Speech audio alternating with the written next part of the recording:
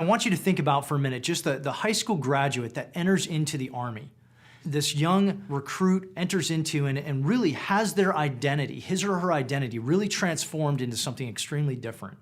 And depending on how much time that person spends inside the military and inside the Army institution, that kind of dictates or at least informs how strongly that identity is shaped and changed. And so you have this person that's gone from high school graduate into Army recruit into probably a combat veteran, then leaves that institution where the identity has been completely transformed. There's a whole list of assumptions and things about life that are taken for granted. And now you take that person and put them into a private sector corporation. Now this can work out in a variety of different ways, but let's look at two specific examples.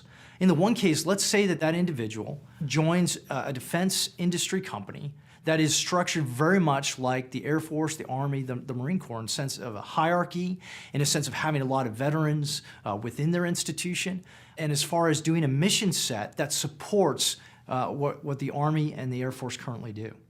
In that case, this transition, the gap that exists, is actually a pretty small one, relatively speaking, because some of those assumptions carry over into that next sector. Take, on the other hand, a company that has a very different cultural set, does not have veterans within the organization. The hierarchical structure is extremely different from the military. And you take that same individual in. There's going to be just this wider gap as they try to figure out how to go from being a soldier, having carried a rifle, trading that rifle in for a pen, hanging up the uniform, and putting on the business suit.